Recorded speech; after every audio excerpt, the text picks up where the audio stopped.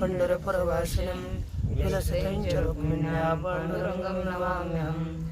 आदिनाथसमारम्भान् श्रीज्ञानराजमध्यमान् अस्मदाचार्यपर्यन्तान् वन्दे गुरुपरम्पराम्।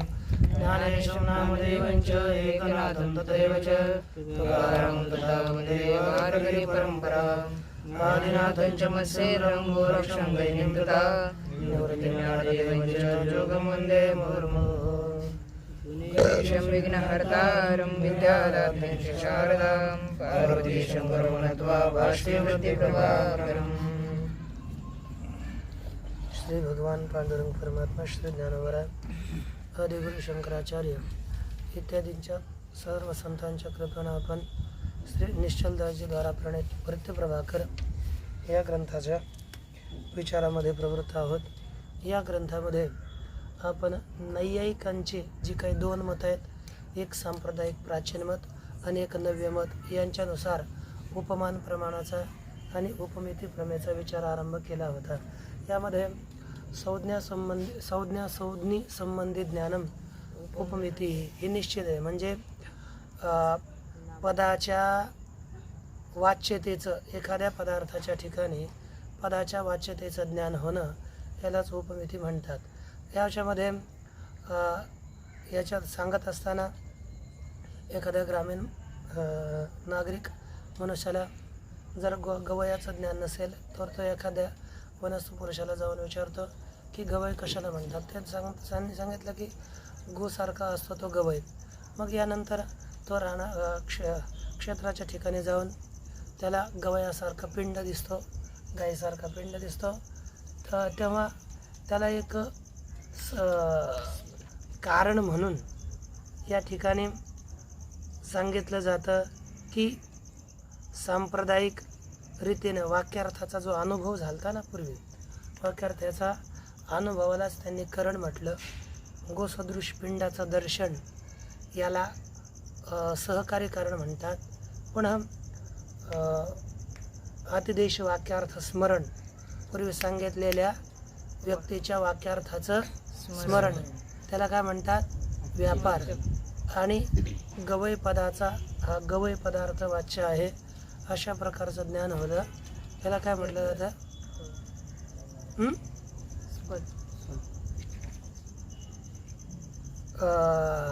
उपमिती असं म्हटलं जातं। यामध्ये आता या प्रकारे हे ज्ञान झालं। नंतर आपल्याला दुसरं एक सांगितलं जातं की जे काही नव्य नैयायिक आहेत त्या नव्य नैयायिकांच्या मतानुसार गोसदृश पिंड ज्ञान हेच करण आहे। आतिदेश वाक्यार्थ स्मरण हा व्यापार आहे आणि संज्ञा संबंधी ज्ञान म्हणजे गवय पद, गवय या पदार्थाचा वाच्य आहे हे ज्ञान, याला उपमिती ज्ञान असं म्हटलं जातं। तत्पश्चात दुसरा बिंदू येतो, वेदांत मतानुसार उपमान आणि उपमिती यांचे स्वरूप आता आपण पाहणार आहोत। वेदांत मतात उपमिती व उपमान या दोन्हींचे स्वरूप निराळेच मानले आहे। ते असे, वेदांत मतामध्ये उपमानाचं स्वरूप वेगळं आहे आणि उपमितीचं स्वरूप वेगळं आहे। दोघांचं स्वरूप वेगळं वेगळं आहे। याच्यामध्ये एक स्वरूप दोघांचं नाही, त्या दोघांचंही स्वरूप वेगळं वेगळं सांगितलं जातं। म्हणजे आता न्यायमतानुसार ज्याला आपण सादृश्य ज्ञानाला उपमान असं म्हटलं आणि उपमिती म्हणजे गवय पद, हे गवय पदाचं वाच्य गोसदृश पिंड आहे, ही उपमिती न्यायमतानुसार आपण पाहिली। आता प्रस्तुत वेदांत मतानुसार आपण विचार करणार आहोत, ते पहा।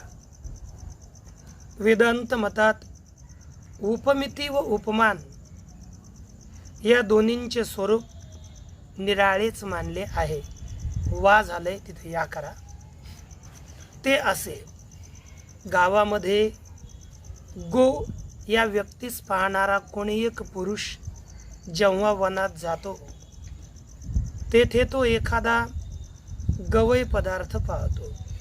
तेव्हा त्या गवयास पाहून हा पशु गायीसारखाच आहे असे त्यास प्रत्यक्ष ज्ञान होते. तदनंतर माझी गाय देखील या पशुसारखीच आहे असेही त्यास ज्ञान होते. असेही या दृष्टांतात प्रथम गवयाच्या ठिकाणी जे गोसादृश्याचे ज्ञान होते ते उपमिती प्रमेचे करण होण्यास्तव त्यास उपमान प्रमाण असे म्हणतात. आणि नंतर गायीच्या ठिकाणी जे गवय सादृश्याचे ज्ञान होते त्यास उपमिती प्रमा असे म्हणतात. ही वेदांत मताची उपमिती थोडी वेगळी आहे. ऐका, आपण गावात राहतो, गाय माहिती आहे. गाईला पाहून यदा कदाचित आपण वनात गेलो तर वनात गेल्यानंतर गाईसारखा एखादा पिंड पाहिला, त्याला नीलगाय पाहिली म्हणू आपण, तर त्या नीलगाईस पाहून हा पिंड आमच्या गाईसारखा आहे. कसा आहे? आमच्या गायीसारखा आहे. मग या गवयाच्या ठिकाणी गायीच्या सादृश्याचं ज्ञान होतं. गवयनिष्ठ गो सादृश्य ज्ञान. गायीच्या ठिकाणी म्हणजे गवयाच्या ठिकाणी जे गो सादृश्याचं ज्ञान झालं, या गोनिष्ठ ते गवयनिष्ठ गो सादृश्याच्या ज्ञानाला काय म्हटलं जातं ते बंद करा बरं, त्यानं फारच. गवयनिष्ठ गो सादृश्य ज्ञान कोणामध्ये झालेलं? गवयाच्या ठिकाणी झालेलं गो सादृश्य ज्ञान म्हणजे हा गवय, हा पिंड गायीसारखा आहे हे पहिलं ज्ञान होतं. कोणतं ज्ञान होतं पहिलं? हा गवयासारखा. पुढे दिसलेला पिंड आमच्या गायीसारखा हा पिंड आहे असं ज्ञान होतं. नंतर दुसरं ज्ञान होतं आमची गाय सुद्धा यासारखी आहे, है ना, गाय सुद्धा या पिंडासारखी आहे. याच्यातलं पहिलं ज्ञान झालं गवयाच्या ठिकाणी गो सादृश्याचं ज्ञान, याला उपमान असं म्हटलं जातं. आणि या ज्ञानानंतर दुसरं जे ज्ञान झालं आमची गाय या पिंडासारखी आहे, मग याला म्हणू आपण गोनिष्ठ गवय सादृश्य ज्ञान. गोनिष्ठ गवयाच्या सादृश्याचं ज्ञान ही उपमिती प्रमा आहे. आणि गवय निष्ठ गो सादृश्य ज्ञान याला उपमान प्रमाण म्हणतात. ही वेदांताची उपमिती आहे. हे उपमिती आणि उपमान प्रमाण याचा विचार पाहिला तरी पहा, पुन्हा गावामध्ये गो या व्यक्तीस पाहणारा कोणी एक पुरुष जेव्हा वनात जातो तेथे तो एखादा गवई पाहतो. तेव्हा त्या गवयास पाहून हा पशु गायीसारखाच आहे असे त्यास प्रत्यक्ष ज्ञान होते. तदनंतर माझी गाय देखील या पशुसारखीच आहे असे ज्ञान होते, है ना. हा पशु गायीसारखा आहे पहिले ज्ञान, नंतर माझी गाय या पशुसारखी आहे हे दुसरं ज्ञान. यामध्ये असं ज्ञान झालं. नंतर त्या दृष्टांतात प्रथम गवयाच्या ठिकाणी जे गो सादृश्याचे ज्ञान होते ते उपमितीचे करण असल्यामुळे त्यास उपमान प्रमाण म्हणतात. आणि नंतर गायीच्या ठिकाणी जे गवयाच्या सादृश्याचे ज्ञान होते त्याला उपमिती प्रमा म्हणतात. हे दोन्ही लक्षात ठेवा, वेगळं वेगळं. शिष्य म्हणतो, महाराज आपल्या या वेदांत मतातही न्यायमतासारखेच उपमान आणि उपमितीचे स्वरूपे आहेत. कारण न्यायमतात जसे उपमिती प्रमेच्या करणास उपमान असे म्हणतात, तसेच आपल्या वेदांतातही उपमिती प्रमेच्या करणासच उपमान प्रमाण म्हणतात. मग दोन्ही मते सारखीच झाली ना. उपमितीचं करण ते उपमान, मग दोन्ही मतं सारखे झाले. असे असताना ज्या अर्थीवर आपण वेदांत मतात उपमितीचे स्वरूप आणि लक्षण भिन्न आहे असे सांगितले, त्या अर्थी उपमान प्रमाणाच्या लक्षणाचाही भेद मानलाच पाहिजे, आहे की नाही. तुम्ही उपमान प्रमाणाच्या आणि उपमितीच्या स्वरूपात भेद मानला, मग त्याच्या लक्षणातही भेद मानला पाहिजे ना. पण तो तर मानला नाही. कारण उपमानाच्या लक्षण भेदाविना उपमितीचे स्वरूप आणि लक्षण भिन्न आहे हे सिद्ध होऊच शकत नाही. उपमानाचं लक्षण भिन्न म्हटलं पाहिजे, कारण की उपमितीकरण उपमान असं नाही मानता आलं पाहिजे. काहीतरी दुसऱ्याचंच करण उपमान म्हणा तरी ते थोडा विचित्र शंका करते. उपमितीचे करण ते उपमान हे असं तुम्ही जे म्हटलं ते योग्य नाही. वेगळं काहीतरी करण त्याला उपमान म्हणा तुम्ही. तेव्हा मग उपमानाच्या लक्षण भेदाविना उपमितीचे स्वरूप आणि लक्षण न्यायमताहून भिन्न कसे ते आम्हाला सांगा. तेव्हा श्री गुरु बोलतात, हे शिष्य, प्रमेच्या करणास प्रमाण म्हणावे हे सर्व प्रमाणांचे सामान्य लक्षण आहे. कशाला म्हणतात? प्रमेच्या करणास प्रमाण म्हणतात. प्रमाकरणम प्रमाणम हे सगळ्या मतात सारखं आहे. प्रत्येक प्रमाणाचा विचार केला तर सगळंच, मग याच्यात बदल नाही होणार. हा त्याचं स्वरूप काय आहे, लक्षणात भेद नाही, स्वरूपात भेद होईल. प्रमाकरणम प्रमाणम यालाच म्हणणार ना. काय वेदांत मताचं प्रमाकरणम प्रमाणम भिन्न, त्यांचं प्रमाकरणम काय प्रमेचं अकरण प्रमाण असं नाही. प्रमेचं करण ते प्रमाण हे सगळं समानच आहे.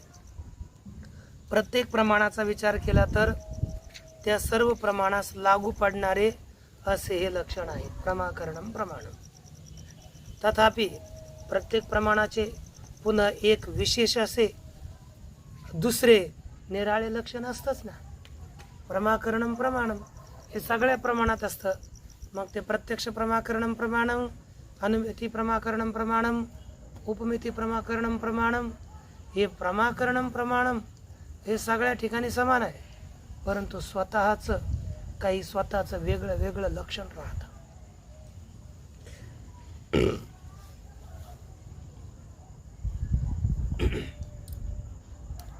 तथापि प्रत्येक प्रमाणाचे पुन्हा एक विशेष असे दुसरे निराळे लक्षण असतेच. न्यायमताप्रमाणेच वेदांत मतातही उपमिती प्रमेच्या करणासच उपमान प्रमाण म्हणतात. कशामध्ये? न्यायमताप्रमाणेच वेदांत मतात सुद्धा उपमितीकरण ते उपमान हे समान आहे. परंतु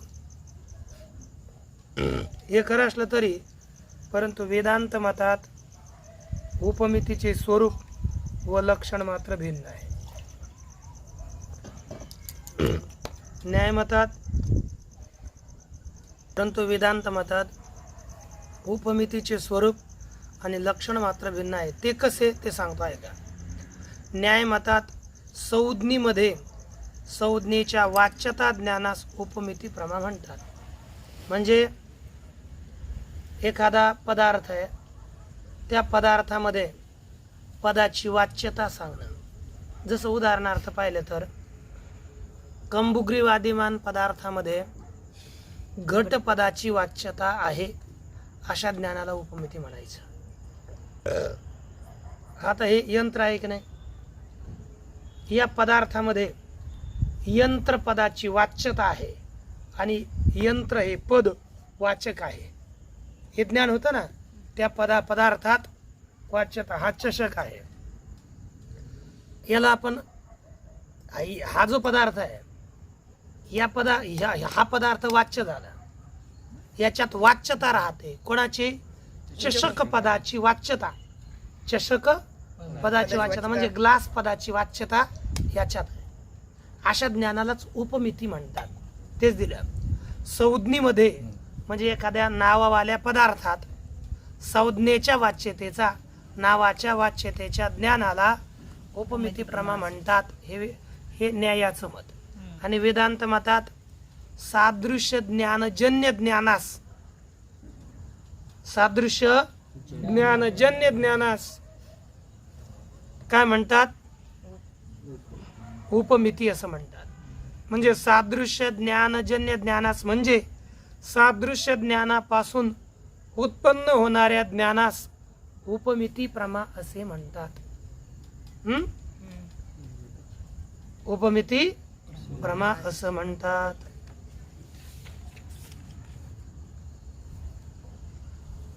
जसे प्रथम गवयाच्या ठिकाणी गायीचे सादृश्य ज्ञान होते.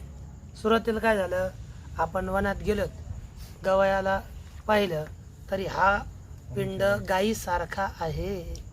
कसा आहे? हा पिंड गायीसारखा आहे. असं जे गायीच्या सादृश्याचं ज्ञान गवयामध्ये झालं याला उपमान म्हणतात. हे प्रथम सादृश्य ज्ञान. याच्यापासून दुसरं ज्ञान काय होतं? आमची गाय याच्यासारखी आहे. पहिलं हा गायीसारखा आहे. दुसरं ज्ञान आमची गाय याच्यासारखी आहे, है ना. प्रथम गवयाच्या ठिकाणी गायीच्या सादृश्य ज्ञान होते. नंतर त्या सादृश्य ज्ञानापासून गायीच्या ठिकाणी गवयाच्या सादृश्याचे ज्ञान होते. त्यासच उपमिती म्हणतात दुसऱ्या ज्ञानाला. लक्षात येते ना.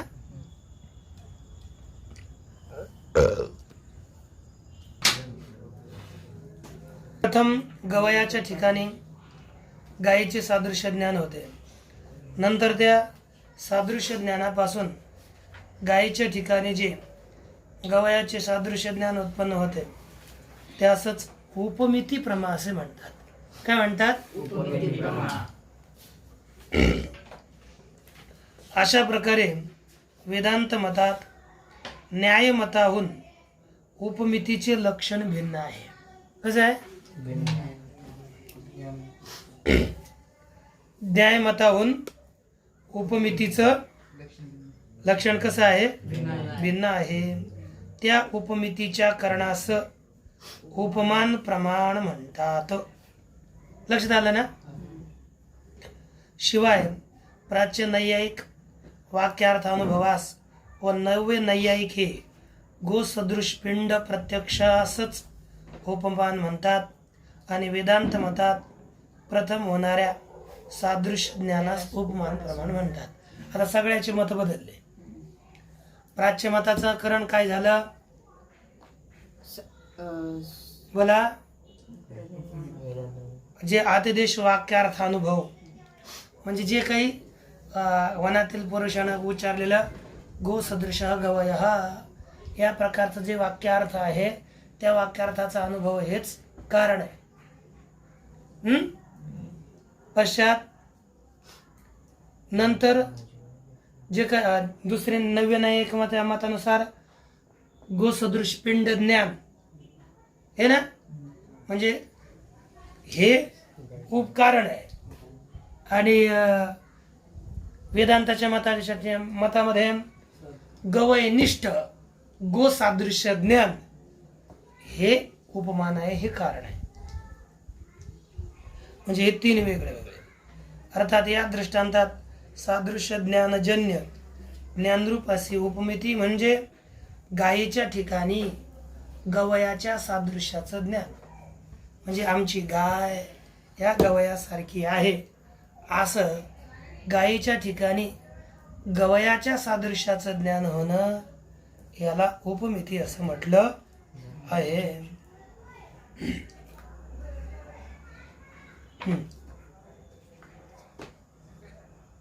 या प्रकार पहा पुढे.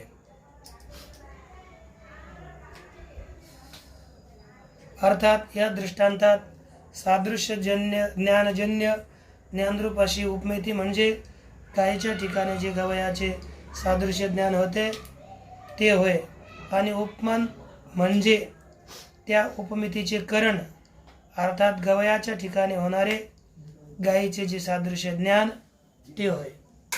है ना, गायीचं जे सादृश्य ज्ञान त्याला काय म्हणायचं? उपमान. आणि गवयाचं जे सादृश्य ज्ञान, गवयाचं जे सादृश्य ज्ञान त्याला काय म्हणायचं? उपमिती. पुढे म्हणा. या मतात उपमान प्रमाण हे व्यापारहीन आहे. काय आहे? त्याला काय ते मागचं झाकून जाईल गुन्हा. या मतात उपमान प्रमाण हे व्यापारहीन आहे, म्हणजे त्याला व्यापार नाही. अर्थात उपमानानंतर उपमितीच्या उत्पत्तीमध्ये कोणताही व्यापार मिळत नाही. वेदांत मतात व्यापार नाही, म्हणजे तेथे कोणताही व्यापार नसतो. साक्षात इथे हा गवय गोसारखा आहे असं ज्ञान झालं की लगेच गाय गवयासारखी आहे असं ज्ञान होतं. या मतात वैधर्म्य विशिष्ट ज्ञानापासून उत्पन्न होणाऱ्या उपमितीचाही अंगीकार केला नाही. कारण या मतात सादृश्य ज्ञानजन्य ज्ञानासच उपमिती म्हणतात, अन्यास उपमिती म्हणत नाही. हे वेदांत मत आहे. आता विचारसागरामध्ये न्यायमतानुसार उपमितीचे कथन केले आहे त्याविषयीचा अभिप्राय सांगतात. म्हणजे विचारसागरात तर न्यायमतानुसारच सांगितलं, हे तर तुम्ही भिन्न सांगता. म्हणजे एकच कथा ग्रंथकाराने भिन्न भिन्न उपमितीचं वर्णन करतात, हे योग्य नाही असं कोणाला वाटेल तर त्याचा अभिप्राय बोलतात. शिष्य बोलतो, महाराज विचारसागर या ग्रंथात जे उपमितीचे स्वरूप सांगितले आहे ते न्यायमतानुसारच सांगितले आहे. ते का? इथे न्यायमतानुसार सांगितलं आणि इथे तुम्ही भिन्न सांगता असं का? तेव्हा श्री गुरु बोलतात, हे शिष्य, विचारसागरात न्यायमतानुसार उपमितीचे स्वरूप सांगण्याचा अभिप्राय असा आहे की जर न्यायमतानुसार उपमिती उपमानाचे स्वरूप मानले तरीही अद्वैत सिद्धांताची हानी तर नाहीच. उलट नैयिकांच्या रीतीने उपमान उपमितीचे स्वरूप मानले तर सिद्धांतास अनुकूल असे उदाहरण मिळते. है ना, त्याच्यानुसार मांडलं तर सिद्धांताला अनुकूल उदाहरण भेटतंय. हेच योग्य आहे. कारण न्यायमतात केवळ सादृश्य ज्ञानापासूनच उपमिती होते असे नाही, तर वैधर्म्य ज्ञानापासूनही उपमिती होते असे मानले आहे. त्यामुळे सिद्धांतास अनुकूल उदाहरण मिळते ते असे ऐक. शिष्याने गुरुंना असा प्रश्न केला की महाराज, आत्मा या पदाचा अर्थ काय किंवा आत्मा कसा आहे?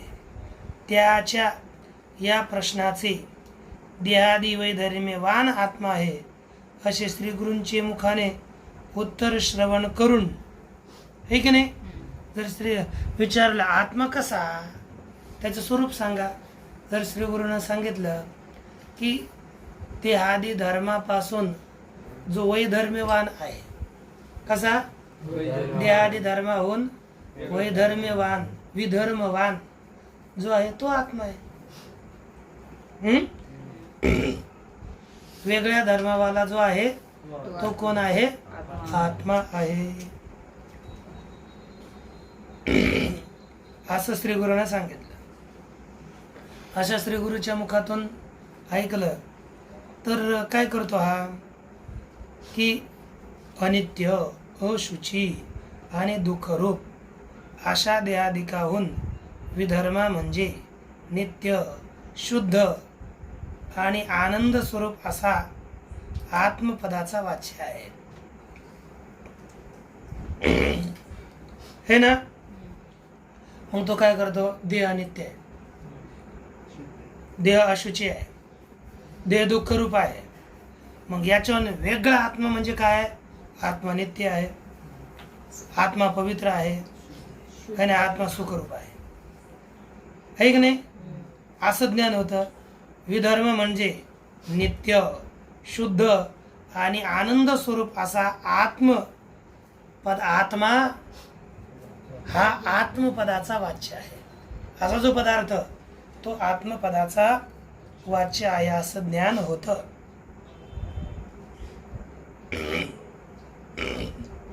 हे की नाही? आत्मा आनंदरूप आहे असं ज्ञान होतं. असे ज्यावेळी एकांत देशात बसून शिष्य विवेचन करतो, है ना? एकांत देशात बसून शिष्य ज्यावेळी असा विचार करतो त्यावेळी शिष्याच्या मनाचा आत्म्याशी संयोग होऊन त्यास उपमिती ज्ञान होते. मग शिष्याचं मन आणि आत्मा याच्याशी काय होतं? संयोग होऊन मग तो एकांतात होऊन ज्ञान, उपमिती ज्ञान होते. म्हणजे त्याला काय होतं? आत्मा असा आहे. मग आत्म्याच्या स्वरूपाचं यथार्थ ज्ञान त्याला होतं.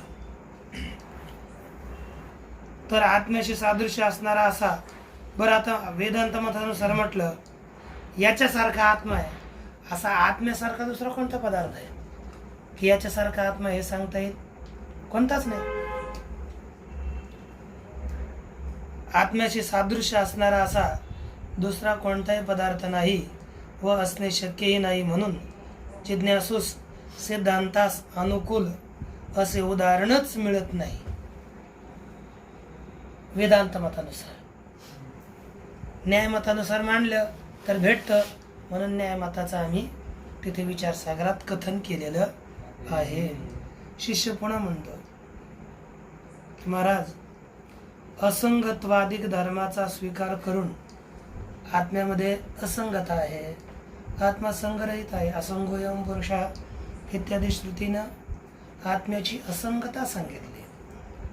आकाशासारखा आत्मा आहे असे आकाशाच्या ठिकाणी आत्म्याचे जे सादृश्य ज्ञान होते ते उपमान प्रमाण आहे. म्हणजे आत्म्यासारखा आकाश आहे आणि आकाशासारखा आत्मा आहे असं शिष्य म्हणतो. मग आकाशाच्या ठिकाणी आत्म्याच्या सादृश्याचे ज्ञान हे उपमान प्रमाण आणि आत्म्याच्या ठिकाणी आकाशाच्या सादृश्याचे ज्ञान हे उपमिती प्रमाण असे जिज्ञासू करिता सिद्धांतास अनुकूल विधारण मिळू शकते. मग सिद्धांतास अनुकूल होऊन विधारण मिळत नाही असं जे तुम्ही सांगितलं ते कसं काय? हे ना, मिळतं का नाही? तर श्री गुरु म्हणतात, हे शिष्य, तुझ्या म्हणण्याप्रमाणे वरील उदाहरण जिज्ञासूस सिद्धांतानुकूल असे मानले तर कशी अडचण येते ते सांगतो ऐक. इथे चांगली अडचण येते. प्रथम एक नियम असा आहे की ज्या अधिकरणामध्ये ज्या पदार्थाच्या अभावाचे ज्ञान होते त्याच अधिकरणामध्ये त्या पहिल्या अभाव ज्ञानाविषयी ब्रह्मबुद्धी झाल्याविना त्या पदार्थाचे ज्ञान होत नाही. आता आपल्याला थोडा विस्तार, समय किती आहे बाबा?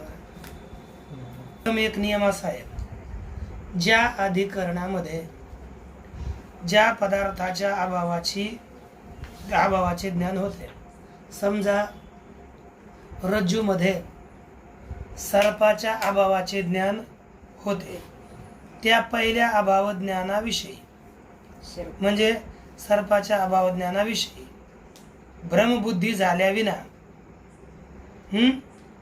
म्हणजे तो अभाव भ्रमिष्ट आहे, अभाव खोटा आहे असं ज्ञान झाल्याशिवाय पुन्हा सर्पाचं ज्ञान होऊ शकत नाही, आहे ना. म्हणजे वस्तुतः येथे घडा नाही, येथे घडा आहे का? नाही. मग येथे घड्याच्या अभावाचं ज्ञान आहे, हे ज्ञान आहे. पण तुम्हाला जर इथे घड्याचं ज्ञान व्हायचं असेल तर तुम्हाला अभावाचं ज्ञान भ्रम आहे असं कळलं पाहिजे. तर घड्याचं ज्ञान तुम्हाला इथे होऊ शकतं. जसं आता पहा, एखाद्या जिज्ञासूस वेदांत श्रवणापासून आत्म्याच्या ठिकाणी कर्तृत्वादिकांचा अभाव आहे असे ज्ञान होते. झालं आहे की नाही? आत्म्याच्या ठिकाणी कर्तृत्व नाही. त्यानंतर जर त्याने वैशेषिकादी शास्त्रांचे श्रवण केले, वैशेषिक काय म्हणतात? आत्म्याच्या ठिकाणी कर्तृत्व आहे. मग आपल्याला काय होतो? भ्रम होतो की नाही, कर्तृत्वाचा जे अभाव सांगितला ते योग्य नाही. वैशेषिकादी शास्त्रांचे श्रवण केले तरी देखील प्रथम झालेल्या ज्ञानाविषयी आपल्याला कोणती बुद्धी झाली पाहिजे? ब्रह्मबुद्धी. ब्रह्मबुद्धी झाल्याशिवाय, ब्रह्मबुद्धी झाली जर नाही तर आत्मा करता भोगता असं ज्ञान होणार नाही. ब्रह्मबुद्धी झाल्याशिवाय आत्मा करता भोगता आहे असा निश्चय या है ना वा ज्ञान होणेच शक्य नाही.